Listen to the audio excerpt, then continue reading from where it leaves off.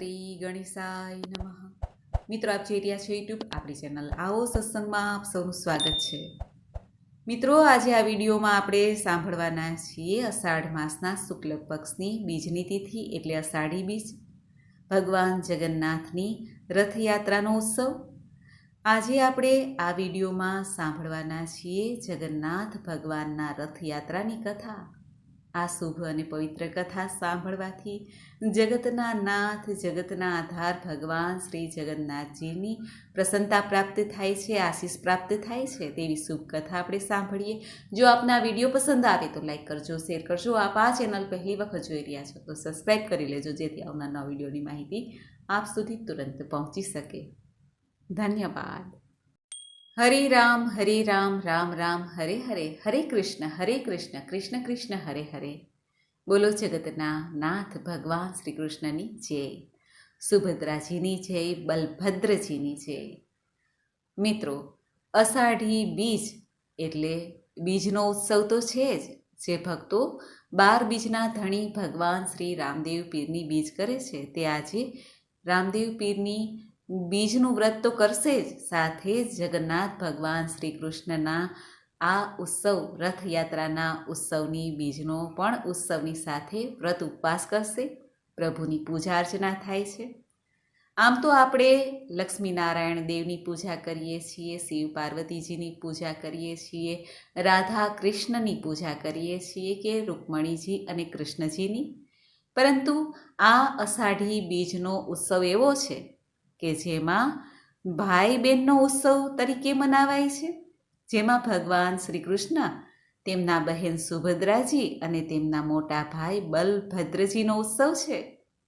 જેમ આપણે રક્ષાબંધનનો ઉત્સવ મનાવીએ છીએ, ભાઈ બીજનો ઉત્સવ મનાવીએ છીએ, પોષી પૂર્ણિમાનો ઉત્સવ મનાવીએ છીએ, એ રીતે જ આ અષાઢી બીજનો ઉત્સવ મનાવાય છે.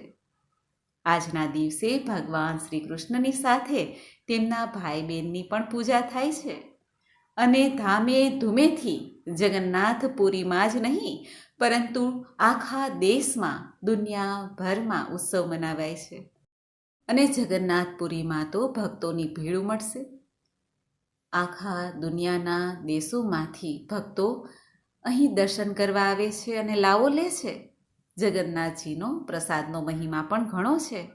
સૌથી વિશાળ અને મહત્વનો ઉત્સવ હોય તો તે છે જગન્નાથજીના રથયાત્રાનો. છેલ્લા 500 વર્ષથી ભગવાન જગન્નાથજીની રથયાત્રા કાઢવાની પરંપરા શરૂ થયેલી છે. આ યાત્રા ફેસ્ટિવલ દરમિયાન ભગવાન જગન્નાથને આખા શહેરમાં ફેરવાય છે. ભગવાન જગન્નાથજીના રથયાત્રાની શરૂઆત પ્રથમ થાય છે જગન્નાથજીના રથની સામે સોનાની ઝાડુ એટલે કે સાવરણી લગાવીને. મંત્રો, સ્તોત્રો દ્વારા ઉચ્ચારણથી રથયાત્રાનો આરંભ થાય છે. ઘણા પરંપરાગત સાધનોના અવાજમાં રથને જાડા દોરડાથી વિશાળ રથ ખેંચવામાં આવે છે. સૌ પ્રથમ બલભદ્રના રથ તાલધ્વજમાં શરૂ કરે છે. તે પછી બહેન સુભદ્રાજીનો રથ શરૂ થાય છે. અંતે જગન્નાથજીના રથને ખૂબ જ શ્રદ્ધાપૂર્વક ભક્તો લોકો ખેંચવાનું શરૂ કરે છે. એવું માનવામાં આવે છે કે જે લોકો રથ સાથે સહકાર કરે છે, રથનું દોરડું ખેંચે છે, તેને મોક્ષ મળે છે. જગન્નાથજીની રથયાત્રા જ્યારે ગુંડીચા મંદિરમાં પહોંચી પૂરી થાય છે. આ જ મંદિર છે જ્યાં વિશ્વકર્માએ 3 દેવી મૂર્તિઓ બનાવી. આ જ એ મંદિર છે જેને ગુંડેચા બાડી પણ કહેવાય છે. ખાસ વાત એ છે કે આ સ્થળને ભગવાનની માસીનું ઘર ગણાય છે. જો રથ સૂર્યાસ્ત સુધી ગુંડીચા મંદિર સુધી પહોંચતું નથી તો પછી તે બીજા દિવસે તેની યાત્રા પૂર્ણ કરે છે. આ મંદિરમાં ભગવાન 1 અઠવાડિયા સુધી રહે છે, જ્યાં તેમની પૂજા કરાય છે. ભગવાનની માસીના ઘરના સ્વાદિષ્ટ પકવાનના ભોગ લગાવાય છે. તે પછી જ્યારે ભગવાન જગન્નાથજી બીમાર પડે છે ત્યારે તેને પથ્યનો ભોગ એટલે કે આયુર્વેદિક કાઢા, ઉકાળો પીવડાવવામાં આવે છે, જેનાથી ભગવાન જલ્દી સાજા થઈ જાય. રથયાત્રાના 3જા દિવસે લક્ષ્મીજી અહીં ભગવાન જગન્નાથજીની શોધમાં આવે છે, પરંતુ દ્વત્તાપતિના બારણા બંધ કરવાથી લક્ષ્મીજી ગુસ્સે થઈને ચાલ્યા જાય છે. ગુસ્સાને લીધે તેમણે રથના પૈડા તોડીને હીરા ગોહિરી શાહી પુરીના એક મહોલ્લા જ્યાં લક્ષ્મીજીનું મંદિર છે, માતા ત્યાં પાછા આવે છે, જેના પછી ભગવાન જગન્નાથજી ત્યાં લક્ષ્મીજીને મનાવવા જાય છે. એમ કહેવાય છે કે તેનાથી માફી માંગવાની સાથે ઘણા પ્રકારના ભેટો આપીને પ્રભુ લક્ષ્મીજીને પ્રસન્ન કરવાનો પ્રયાસ કરે છે. ભગવાન જગન્નાથ દ્વારા દેવી લક્ષ્મીજીને મનાવવા માટે વિજયની પ્રતીક તરીકે આ દિવસને વિજયાદશમી અને વાપસીને બોહતડી ગોચાના રૂપમાં ઉજવાય છે. એવું કહેવાય છે કે 9 દિવસ પૂરા થયા પછી ભગવાન જગન્નાથ પાછા જગન્નાથ મંદિરમાં જાય છે. દરેક વર્ષો આ જ ક્રમ ચાલુ રહે છે. ઋષિઓએ આ દેહને એટલે કે આપણા શરીરને રથ કહ્યો છે.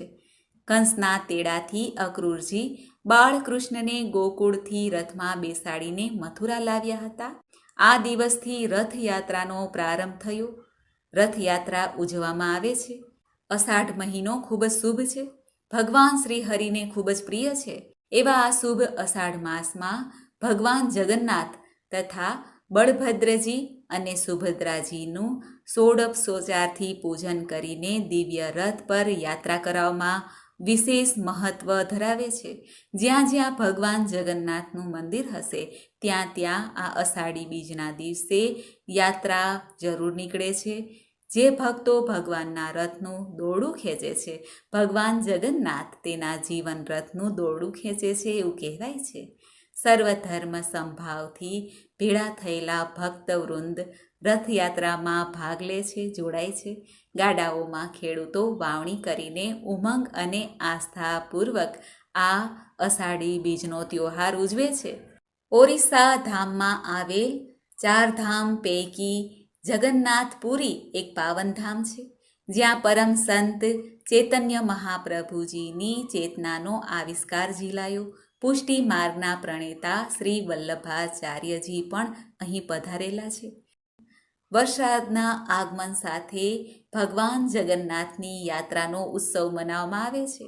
ઓડિશામાં આવેલ જગન્નાથ મંદિર ભગવાન શ્રી કૃષ્ણના ભક્તો માટે આસ્થાનું પ્રતીક છે, વાસ્તુકલાનું પણ પ્રતીક છે.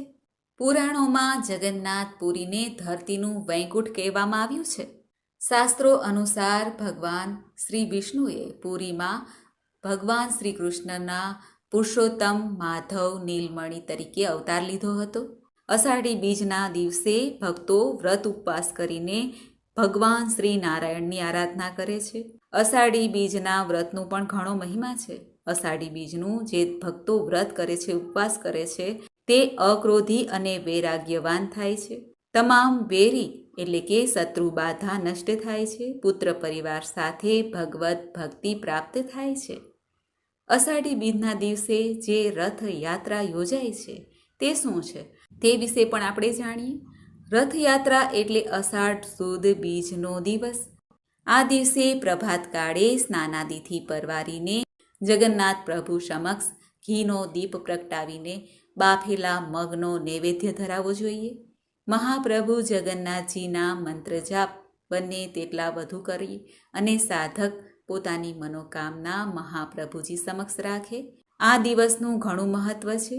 ભગવાન શ્રી કૃષ્ણના ભક્તો, શ્રી હરિના ભક્તો ખૂબ જ ઉત્સાહભેર આ અષાઢી બીજનો તહેવાર ઉજવે છે. હવે આપણે જાણીએ કે જગન્નાથપુરીમાં રથયાત્રા જે નીકળે છે તેનો ઉદ્દેશ્ય શું હતો, શાસ્ત્રમાં શું વર્ણિત છે, શા માટે રથયાત્રા નીકળે છે. જગન્નાથજીની રથયાત્રા દર વર્ષે અષાઢી બીજના દિવસે નીકળે છે, જે શુક્લ પક્ષની 11ના દિવસે પૂરો થાય છે. આ દિવસે ભગવાન શ્રી કૃષ્ણ તેમના મોટા ભાઈ બલરામજી અને બહેન સુભદ્રાજીને રથોમાં બેસાડીને ગુડીચા મંદિર સુધી લઈ જવામાં આવે છે. રથયાત્રા સાથે ઘણી બધી કથાઓ જોડાયેલી છે, જેને કારણે આ મહોત્સવનું આયોજન થાય છે. તે પણ આપણે જાણીએ. અમુક લોકોનું માનવું છે કે શ્રી કૃષ્ણના બહેન સુભદ્રાજી પિયર આવે છે અને તેમના ભાઈઓ સમક્ષ નગર ભ્રમણ કરવાની ઈચ્છા વ્યક્ત કરે છે. ત્યારે ભગવાન શ્રી કૃષ્ણ પોતાના મોટા ભાઈ બલરામ સાથે બહેન સુભદ્રાજી સાથે રથમાં બેસીને નગરચર્યા નીકળે છે. ત્યારબાદ જ રથયાત્રાનો પર્વ શરૂ થયો. તેના સિવાય એવું પણ કહેવાય છે કે ગુડીચા મંદિરમાં સ્થિત દેવી ભગવાન શ્રી કૃષ્ણના માસી છે, જે ત્રણેય ભાઈ બહેનને પોતાને ઘેરે આવવાનું આમંત્રણ આપે છે. એટલે ભગવાન શ્રી કૃષ્ણ ભાઈ બલરામ અને બહેન સુભદ્રાજી સાથે માસીના ઘેરે 10 દિવસ રહેવા જાય છે. અને ઘણી જગ્યાએ એવી પણ કથા છે કે શ્રી કૃષ્ણના મામા કંસ તેમને મથુરા બોલાવે છે. તેના માટે કંસ ગોકુળમાં સારથી સાથે રથ મોકલાવે છે. અક્રૂરજી દ્વારા ભગવાન શ્રી કૃષ્ણને લેવા તેડવા માટે બોલાવવામાં આવે છે. ભગવાન તેમના ભાઈ બહેન સાથે રથમાં બેસીને મથુરા જાય છે. એટલે ત્યારબાદ જ રથયાત્રાનું શરૂઆત થઈ છે. અમુક લોકો એવું પણ માને છે કે આ દિવસે ભગવાન શ્રી કૃષ્ણ કંસનો વધ કરીને ભાઈ બહેન સાથે મથુરામાં પ્રજાને દર્શન આપવા નીકળે છે. માટે રથયાત્રાનો પ્રારંભ ત્યારથી થયો છે. હવે આમાં ભગવાન શ્રી કૃષ્ણના પત્ની રૂકમણીજી કે રાધાજીનો ક્યાંય ઉલ્લેખ થતો નથી. તેનું શું કારણ છે? પૌરાણિક કથા અનુસાર ભગવાન શ્રી કૃષ્ણ પોતાના મહેલમાં સૂતા હતા, ત્યારે અચાનક જ ભગવાન શ્રી કૃષ્ણએ રાધા નામનો ઉચ્ચારણ કર્યો. રૂકમણીજી પણ ત્યાં જ કક્ષમાં જ હતા. ત્યારે રૂકમણીજીએ રાધાજીનું નામ સાંભળીને ઘણું આશ્ચર્ય થયું. ત્યારે ભગવાન શ્રી કૃષ્ણની બધી રાણીઓએ માતા રોહિણીજી પાસે જઈને ફરિયાદ કરી કે હે માતા, અમે પ્રભુની આટલી સેવા કરીએ છીએ, છતાં પ્રભુ તે રાધાજીને શા માટે યાદ કરે છે? ત્યારે રોહિણીજીએ રાધાજીના સુંદર કથા લીલાનું વર્ણન કરવા માટે કથા સંભળાવવાનું શરૂ કર્યું, પરંતુ શરત મૂકી કે જ્યાં સુધી હું કથા ન પૂર્ણ કરું ત્યાં સુધી કોઈ અંદર આવે નહીં. ત્યારે રાણીઓએ આ શરત માની અને દરવાજા પર શ્રી કૃષ્ણના બહેન સુભદ્રાજીને ઊભા રાખી દીધા. માતા રોહિણીએ રૂકમણીજી સહિત અન્ય રાણીઓને શ્રી કૃષ્ણ અને રાધાજીની લીલા કથા સંભળાવવાનું શરૂ કર્યું. ત્યારે સુભદ્રાજીએ જોયું કે બલરામજી અને શ્રી કૃષ્ણ માતાના આ રૂમ સુધી ચાલીને આવી રહ્યા છે. ત્યારે સુભદ્રાજીએ આ બંને ભાઈઓને ત્યાં જ રોક્યા અને ત્યાં જ ઊભા રહેવાની આજ્ઞા પણ આપી. ત્યારે અંદર રૂમમાંથી, મહેલમાંથી માતા રોહિણીજીનો સ્વર સંભળાતો હતો. શ્રી કૃષ્ણ અને રાધાજીના લીલા પ્રસંગ સંભળાતો હતો. આ પ્રસંગને સાંભળીને ત્રણેય ભાઈ બહેન સુભદ્રાજી, બલભદ્રજી અને શ્રી કૃષ્ણ એટલા ભાવવિભોર થઈ ગયા. રાસલીલાનો પ્રસંગ સાંભળીને જ્યારે શ્રી કૃષ્ણ, બલરામજી અને સુભદ્રાજીના શરીર ઓગળવા લાગ્યા, એ જ સમયે દેવર્ષિ નારદજી પણ ત્યાંથી પસાર થતા હતા. ત્યારે નારદજીએ ભગવાનના આ સ્વરૂપના દર્શન કરીને અભિભૂત થયા. નારદજીએ ત્રણેયને પ્રાર્થના કરી કે જેમ મને આપના આ દર્શન થયા તેમ કલયુગના ભક્તોને પણ આપના દર્શન થાય. એ માટે હે પ્રભુ, આપ ફરી આપના આ સ્વરૂપમાં દર્શન આપો. ત્યારે ભગવાને નારદજીની વાત માની લીધી. આ જ કારણે ભગવાન જગન્નાથજીને જ શ્રી કૃષ્ણ અને રાધાજીનું સ્વરૂપ માનવામાં આવે છે.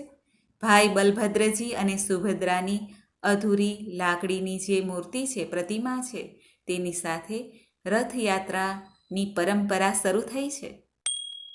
આ ઉપરાંત એક બીજી કથા પણ છે. શા માટે ભગવાન જગન્નાથજીની મૂર્તિ અધૂરી જ છે? કહેવાય છે કે માધવ દેશના રાજા ઇન્દ્રદ્યુમ્ન હતા. ભગવાન જગન્નાથના પરમ ભક્ત હતા. એક દિવસ રાજા જ્યારે નીલાંચલ પર્વત પર ગયા ત્યારે દેવ પ્રતિમાના દર્શન ન થયા. ત્યારે આકાશવાણી થઈ, શીઘ્ર જ ભગવાન જગન્નાથજીની મૂર્તિનું રૂપ ધરતી પર પ્રગટ થશે. આકાશવાણી સાંભળીને રાજાને પ્રસન્નતા થઈ. થોડા દિવસો પછી રાજા જગન્નાથપુરીના સમુદ્ર તટ પર ફરવા નીકળ્યા. ત્યારે લાકડીના 2 વિશાળ ટુકડા તરતા તરતા કિનારા પર આવ્યા. રાજાએ તે લાકડીને બહાર કઢાવી અને વિચાર્યું કે આ લાકડીમાંથી ભગવાનની મૂર્તિ બનાવવામાં આવે. ભગવાનની આજ્ઞા સમજીને દેવતાઓએ પણ શિલ્પી વિશ્વકર્માને રાજા પાસે મોકલ્યા.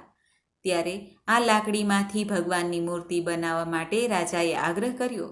રાજાની વાત સાંભળીને વિશ્વકર્માએ પણ હા કીધી, પરંતુ એક શરત રાખી કે જ્યાં સુધી મૂર્તિનું નિર્માણ ન થાય ત્યાં સુધી પોતે એકાંતમાં જ રહેશે, ઓરડામાં કોઈ આવે નહીં, નહીંતર કામને અધૂરું છોડીને, મૂર્તિને અધૂરી છોડીને પોતે ચાલ્યા જશે. રાજાએ શરત માની વિશ્વકર્માએ ગુડીચા નામક સ્થાન પર મૂર્તિ બનાવવાનું આરંભ કર્યું.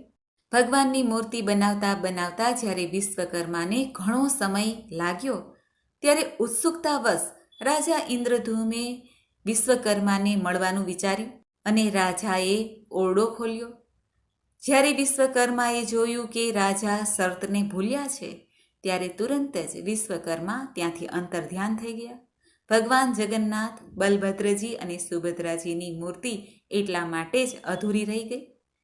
આ જોઈને રાજાને ઘણું દુઃખ થયું, પરંતુ ત્યારે જ આકાશવાણી થઈ, ભગવાન આ જ રૂપમાં સ્થાપિત થશે. જ્યારે રાજા ઇન્દ્રધૂમની વિશાળ મંદિર બનાવીને આ ત્રણેય મૂર્તિને ત્યાં જ સ્થાપિત કરી દીધી. કથા અનુસાર ભગવાન જગન્નાથજી વારંવાર રાજા ઇન્દ્રધૂમને દર્શન આપીને દર વર્ષે એકવાર જન્મભૂમિ એટલે કે ગુડીચા અવશ્ય જશે એવી આજ્ઞા આપી. સ્કંદ પુરાણ અનુસાર રાજા ઇન્દ્રધૂમે અષાઢ શુક્લ પક્ષની દ્વિતીયાના દિવસે પ્રભુને તેમની જન્મભૂમિ જવા માટે વ્યવસ્થા કરી. ત્યારથી જ પરંપરા થઈ છે રથયાત્રાની. એક અન્ય મત અનુસાર સુભદ્રાજીને દ્વારિકા દર્શનની ઈચ્છા હતી. ભગવાન શ્રી કૃષ્ણ અને બલરામજી પણ અલગ અલગ રથમાં બેઠા. સુભદ્રાજી નગર યાત્રાની સ્મૃતિમાં પણ આ રથયાત્રાનું આયોજન કરવામાં આવે છે. આમ આ રથયાત્રાનો ઘણો મહિમા છે. ભગવાન જગન્નાથજી તથા બલભદ્ર અને સુભદ્રાજીના રથમાં અમુક વસ્તુની ધ્યાન પણ રાખવામાં આવે છે.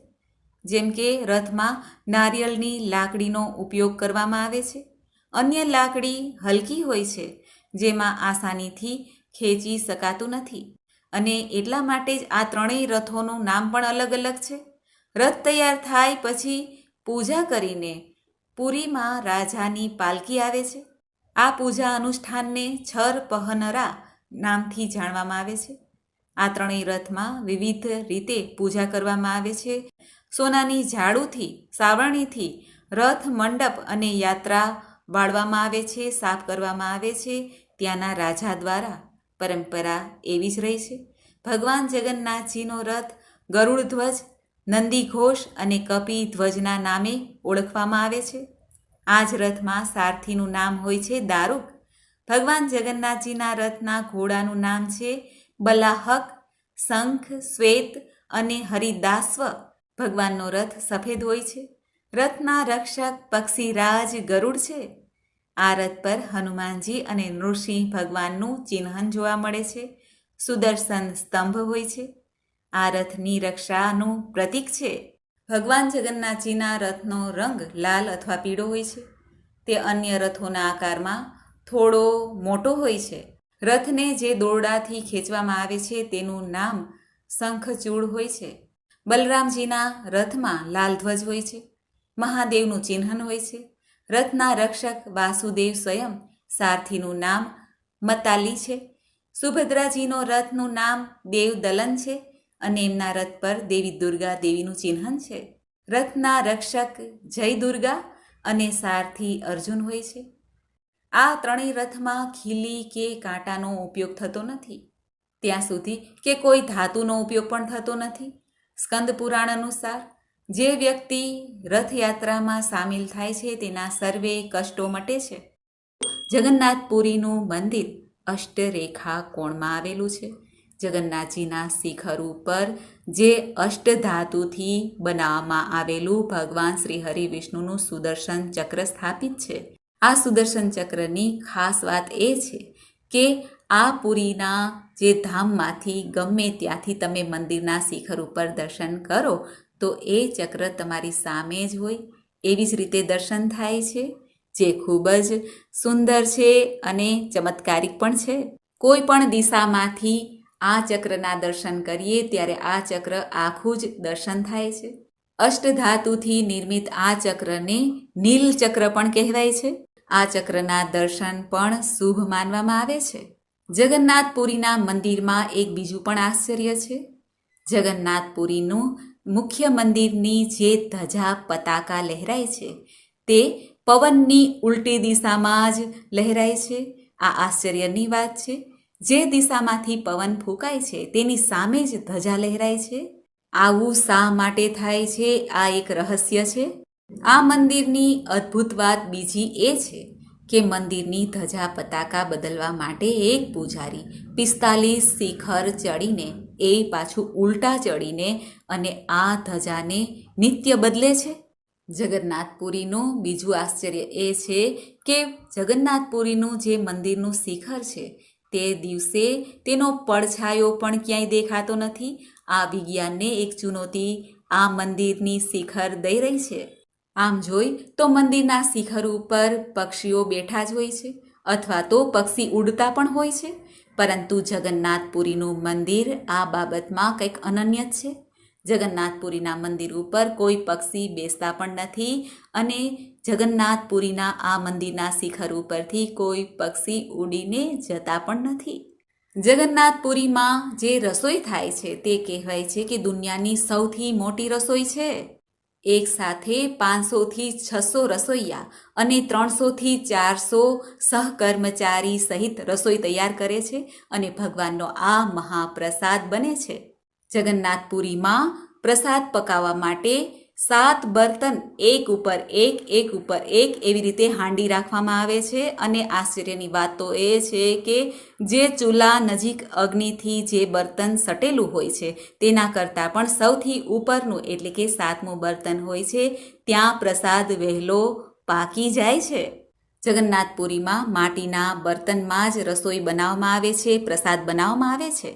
આશ્ચર્યની વાત તો એ છે કે આ પ્રસાદ જે ભગવાનનો પ્રસાદ બને છે તે ક્યારેય આ મંદિરમાં જેટલા પણ ભક્તો પ્રસાદ લે ક્યારેય ઓછો નથી થતો કે ઘટતો પણ નથી.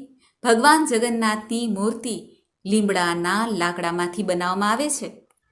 જ્યારે પણ અષાઢ માસમાં અધિક માસ આવે છે ત્યારે પ્રભુની પ્રતિમા બદલવામાં આવે છે અને નવી પ્રતિમાનું નિર્માણ કરાવવામાં આવે છે. ભગવાન શ્રી કૃષ્ણ, બલભદ્રજી અને સુભદ્રાજીનું આ પ્રતિમાઓને જે બદલવામાં આવે છે તેને નવકલેવર પણ કહેવામાં આવે છે.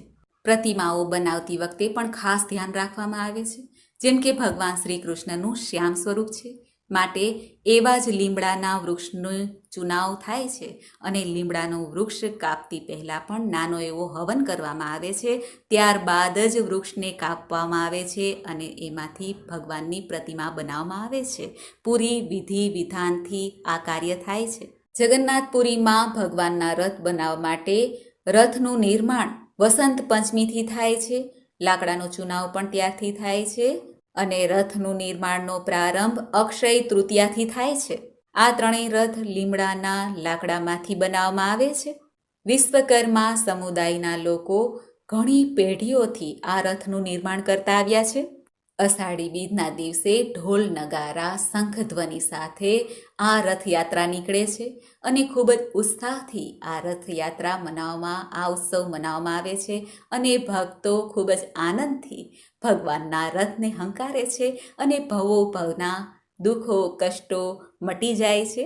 ભગવાન શ્રી કૃષ્ણ જગન્નાથ ભગવાન સૌ ભક્તો ઉપર કૃપા દર્શાવે છે. આ રથયાત્રાના દિવસે ઘરમાં ચૂલા પણ સળગાવવામાં આવતા નથી. કહેવાય છે કે આખા જગન્નાથપુરીમાં ભગવાનની રથયાત્રા જ્યારે નીકળે છે ત્યારે ભક્તો આ રથયાત્રાના દર્શન કરવા માટે ઘરની બહાર નીકળી જાય છે અને મહાપ્રસાદનો આનંદ લે છે. રથયાત્રા દરમિયાન કોઈ પણ જાતિ ભેદ અહીં જોવા મળતો નથી. સમુદ્ર કિનારે આવેલ આસ્થાનું પ્રતીક એવું આ જગન્નાથપુરીનો આ ભવ્ય ઉત્સવ જે અષાઢી બીજનો ઉત્સવ છે તે આખી દુનિયામાં આવો ઉત્સવ ક્યાંય જોવા મળતો નથી. આજના શુભ દિવસે ભગવાન જગન્નાથજીના મંત્રનો જાપ કરવો પણ ઉત્તમ છે. મિત્રો, મને આશા છે કે આપને આ વિડીયો જરૂર પસંદ આવ્યો હશે. શ્રી કૃષ્ણાય વાસુદેવાય હરિયે પરમાત્મને પ્રણતક્લેશનાશાય ગોવિંદાય નમો નમઃ. બોલો જગતગુરુ ભગવાન શ્રી જગન્નાથની જય. મિત્રો, મને સાંભળવા માટે ધન્યવાદ. આપ સૌને મારા જય શ્રી કૃષ્ણ.